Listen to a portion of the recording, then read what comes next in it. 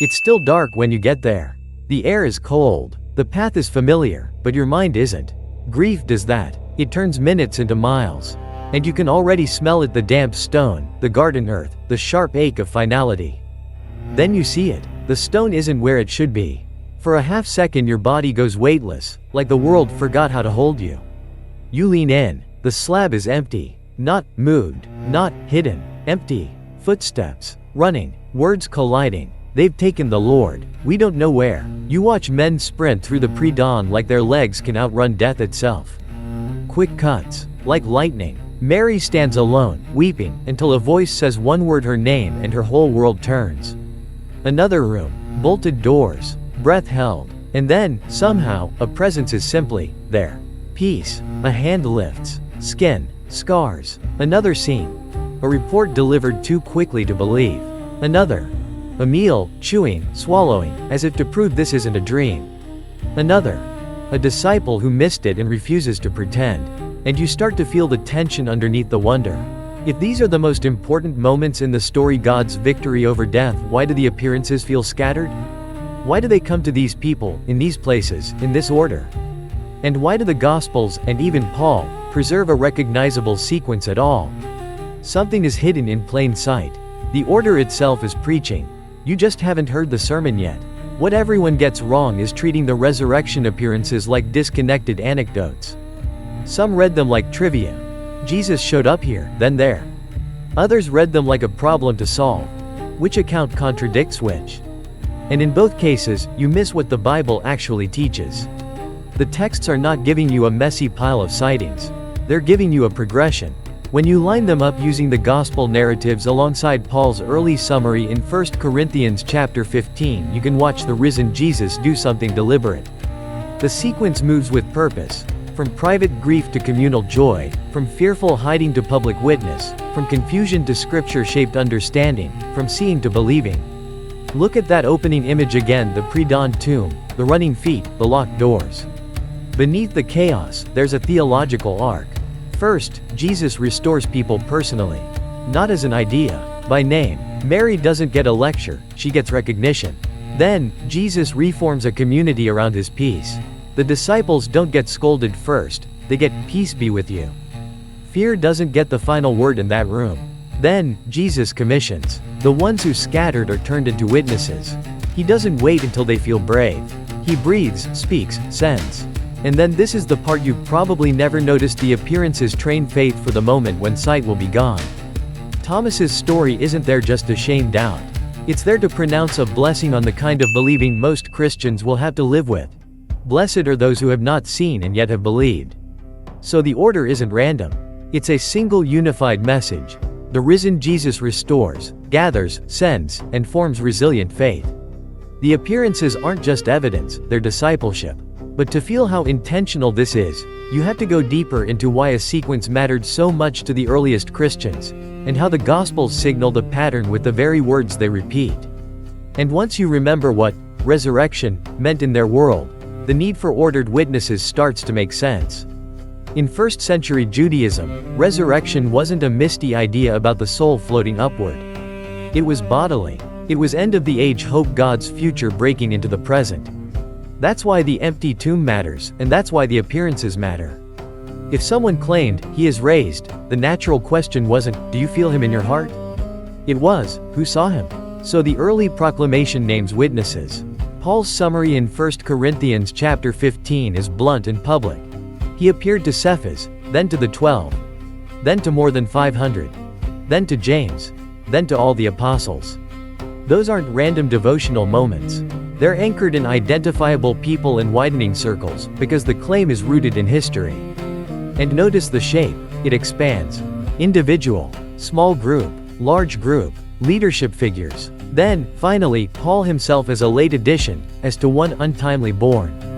The order functions like a chain of custody. Not because the church was building a courtroom case in a modern sense, but because testimony was always communal. You could ask, you could verify, you could be corrected. Then the Gospels do what summaries can't. They slow down and show you the texture. Jerusalem with locked doors and fear. Galilee with open horizons and a mountain where mission is spoken. Those locations aren't mere geography. Jerusalem is where they failed and hid. Galilee is where it began, where disciples were first called, and where the story is pushed outward. So you don't have to turn this into a harmonization debate to see what's happening. The earliest Christians preserved a sequence because the resurrection wasn't preached as a private experience. It was proclaimed as an event with witnesses, and the remembered order itself told a story. Jesus meets the broken first, then gathers the fearful, then widens the circle until the testimony can't be contained. And once you see that, you start listening differently to the repeated phrases in the appearances, because the Gospels aren't only saying that Jesus appeared. They're showing you what his appearing does. The scenes keep changing, but the same motifs keep resurfacing like a refrain. First, recognition. In John chapter 20, Mary doesn't recognize Jesus at first. Grief blurs reality. But then he speaks her name, and the whole scene pivots. Luke chapter 24 does the same with the Emmaus disciples. Their eyes are kept from recognizing him, and then, in the breaking of bread, their eyes are opened. The point isn't that Jesus is hard to spot. It's that resurrection recognition is given, not grabbed revelation before reaction. Then comes peace replacing fear. In John chapter 20, Jesus stands among the locked-in disciples and says, "Peace be with you." In Greek, it's Irene not just calm down, but wholeness, restored relations, a settled order where chaos used to reign. The room is full of shame and terror, and Jesus' first word doesn't ignite panic. It establishes a new reality. And the Gospels keep insisting on continuity. This is truly raised, and truly the same Jesus. Touch, language shows up. Wounds are shown. Luke stresses that he eats. Not because meals are proof in a lab, but because the resurrection is not a ghost story. It's embodied life. The scars preach. The crucified one is the risen one. Then there's scripture fulfillment. Luke says he opened their minds to understand the scriptures. That verb, opened, is like a door swinging wide. What was locked in confusion becomes intelligible. The appearances don't only comfort, they interpret. The risen Jesus doesn't just show his hands. He shows how Moses, the prophets, and the Psalms were pointing here all along. Put it together and the sequence starts to sound less like scattered reports and more like intentional formation. Report becomes encounter, encounter becomes understanding, understanding becomes testimony. Each appearance advances the same storyline: Jesus is alive, Jesus is himself, and Jesus is making witnesses. And once you notice the repeated motifs, the next question becomes unavoidable. If the Gospels are weaving these themes on purpose, what happens when you follow the appearances in order step by step like a single rising staircase? You've seen why the early church guarded the order, and how the Gospels signal the pattern with repeated motifs. Now comes the striking part. The appearances unfold like a deliberate journey: restoration first, then commission, then faith. It starts smaller than you'd expect, before crowds, before speeches, with tears still wet on someone's face. At the tomb, the first appearances meet grief, not strategy. Women come with spices, not a plan. And the risen Jesus doesn't begin by proving a doctrine. He begins by restoring a person. Mary hears her name. The other women are told, "Do not be afraid," and are given a message to carry. Resurrection morning moves from personal recognition to entrusted testimony almost immediately. Then the circle tightens and deepens. There's an appearance to Peter implied in the tradition: quiet, weighty, personal. There's Emmaus, where confusion is met with scripture and a table. Luke says their hearts burn as the scriptures are opened, and their eyes open at the bread. So the risen Jesus is training perception. Not just look at me, but understand me. Then comes the locked room. Fear is a character in the story. Doors are bolted. Shame is in the air. And Jesus stands among them anyway with Irene peace, then shows hands and side. Not to humiliate them, but to anchor them. The wounds are continuity. And in John chapter 20 he moves straight from peace to sending. As the Father has sent me, even so I am sending you, and he breathes. That breath is Genesis-shaped. New creation language. A remade people. And then the sequence refuses to skip the hard case. Thomas. Not present the first time. He won't build faith on second-hand adrenaline. So Jesus returns for him. Put your finger here. Not because Jesus is fragile, but because Thomas is. And Thomas's confession, "My Lord and my God," lands like the Gospel's high note. Then the Beatitude, "Blessed are those who have not seen and yet believe." That's the handoff to future disciples. By the sea in John chapter 21, the order becomes explicit restoration leading into redefined leadership. 3 questions. Do you love me? Not, will you perform for me? Then, feed my sheep.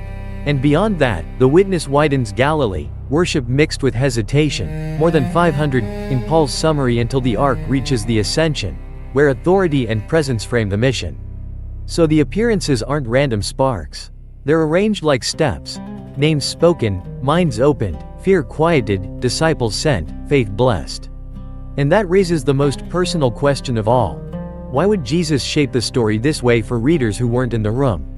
The appearances, taken in order, read like a single mercy with many scenes. The risen Jesus steps down into the places where human life fractures: grief in a garden, fear behind a bolt, confusion on a road, shame by a charcoal fire. And he doesn't merely pass through those rooms. He reclaims them. A name spoken becomes identity restored. A greeting of peace becomes a new community. Wounds become continuity. Bread broken and scriptures opened become understanding. A doubter becomes a worshiper. A failure becomes a shepherd. And then the story does something bold. It turns from sight to trust. From, "Here are my hands," to, "Blessed are those who have not seen." Not because God prefers blind religion, but because the risen Christ is building a people who can live on His word, anchored in testimony, formed by Scripture, carried by His presence. The sequence is deliberate because the mission is real. Restoration is not the end of Easter. It's the beginning of witness. So the order isn't random. It's the gospel in motion. Jesus restores by name, commissions with authority, and trains faith to endure when the visible moment passes. And if that kind of biblical depth where the details start to sing together opens something for you, there's more to uncover. You can stay with these scripture-shaped explorations by subscribing, and keep going deeper into the scenes everyone thinks they already know.